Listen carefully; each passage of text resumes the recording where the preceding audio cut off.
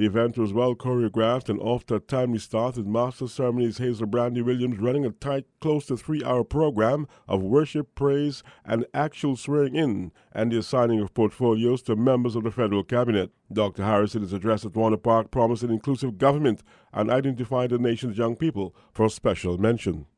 I hail the efforts of the young people whose bravery and courage inspired us and make me marvel at what Marcus Messiah Garvey meant when he came to St. Kitts and Nevis some 77 years ago.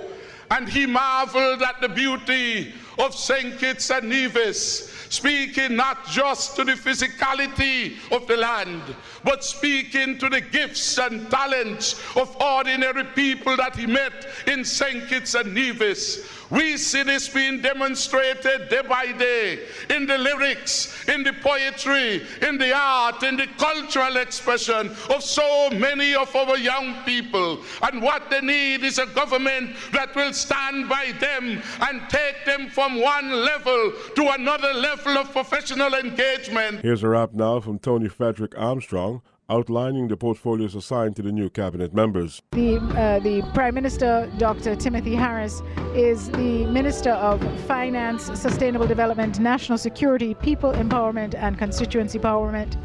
Deputy Prime Minister Sean Richards is also the Minister of Education, Youth, Sport and Culture. We have Minister Eugene Hamilton, Minister of Agriculture, Health and National Insurance, Human Settlement, Community Development, Gender Affairs, Social Services, Cooperatives and Lands. He also acquires, if you will, a Minister of State in his ministry, Senator Wendy Phipps, who is the Minister of State with responsibilities for health, community development, gender affairs and social services. Minister Lindsey Grant, the Minister of Tourism, International Trade, Industry and Commerce, Minister Ian Liburd, the Minister of Public Infrastructure, Posts, Urban Development and Transport. Minister Mark Brantley, also the Deputy Premier of Nevis, is a Senior Diplomatic Minister and Minister of Foreign Affairs and Aviation, and Premier of Nevis Vance Amory is a Senior Minister for Nevis, and this bodes well for the Nevis, I think, that we have a designated federal ministry to that end. He's also the Minister of Labour, Social Security and Ecclesiastic Affairs. Senator Michael Perkins, no responsibilities yet, no ministry portfolios given to him at this time. We will see what role they have for him in the cabinet and in the parliament. The Violent Crimes Unit is investigating the death of Irvin Junie Green of Main Street, Old Road, whose partly decomposed body was found in his home on February the 12th. Green had miraculously recovered from an attack in December. On Christmas Eve, he was shot in the head through a window as he slept in his bed. His family believes that the 56-year-old was a witness to a crime. Police are also investigating 2 shooting deaths that took place a few days later and less than 24 hours apart. On Election Day last Monday, February the 16th, just after 1 p.m. on the Island Main Road in Connery, armed assailants are reported to have opened fire on a vehicle, shooting its 2 occupants. Livingston Moore of Bird Rock was confirmed dead. Sean Rogers, alias Five Pack of Connery, was injured.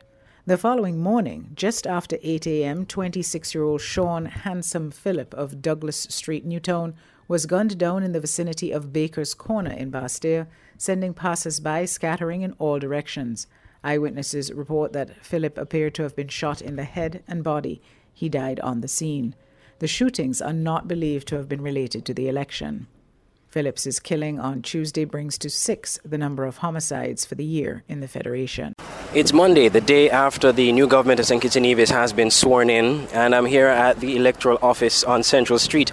There are workers, about 5 workers here from the electoral office, who claim that they have been locked out. The door of the building has been closed. They said it was closed since Thursday last week, after the Prime Minister, Dr. Timothy Harris, would have been sworn in. It's been since the doors were closed on Thursday. The locks have been changed from what the workers are saying, and they're unable to get inside. They have not been told, according to what they're saying, they have not been told what to do, except for the fact they've been told to go home and await further instructions. They have not received a letter officially from the government, from what they're saying, I did see Mr. Oliver Knight, the manager of the electoral office, sitting in his vehicle on the outside just in front the entrance of the building. I asked him what was happening or if he would like to comment. He offered not to comment at the time. He said he's not the one to speak on the issue, and the person who is authorized to speak is not here. I also tried to engage the employees. About 5 of them or so were on the outside of the electoral office. None of them consented to speak. They did not want to speak on the record. However, there was one lady, a resident. She was on the outside and she spoke on behalf of the workers, and she does not agree with what is happening. This is down here by the electoral office, right?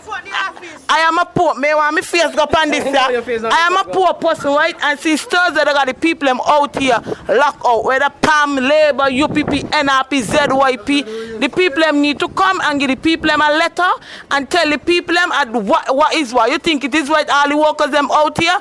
Me mother here, she foot a swell up. I don't know what to do. That is expense and me. I don't got to now go and carry a doctor for she foot by Dr. Adanton, and I don't think this is right. We right out here by Chinatown.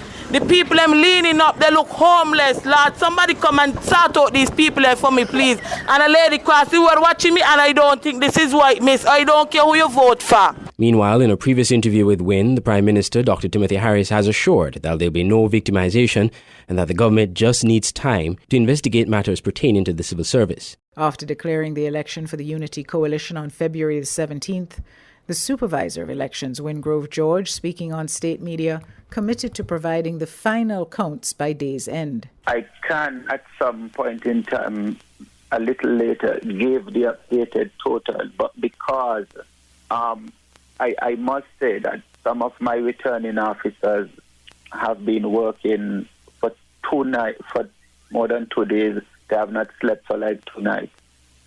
And so we were just working during today to get the final results, just to make sure who is a clear winner.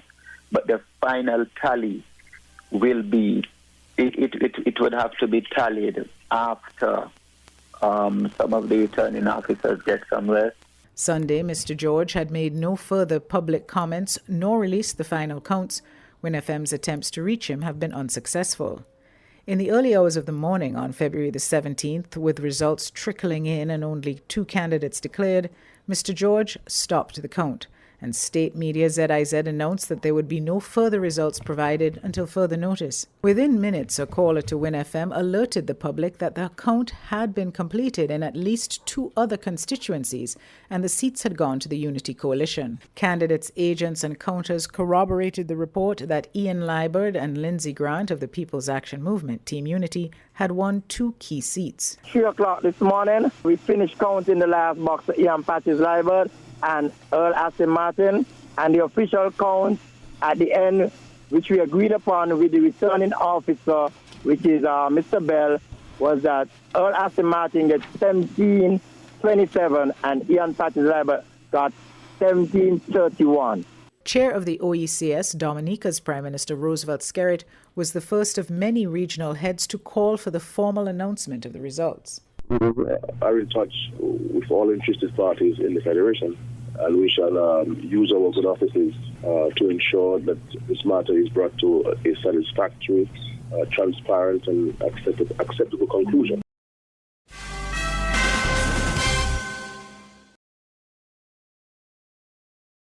WINN is 98.9. 98.9 is WINN FM. WINN FM's mission is to contribute meaningfully to the information, awareness, and the development of our nation and the region through the building of educated and informed communities. WINN FM faces the issues squarely, without shying away from controversy, while striving continuously to provide balanced, responsible reporting. Better music, better talk, better radio. 98.9 WINN FM.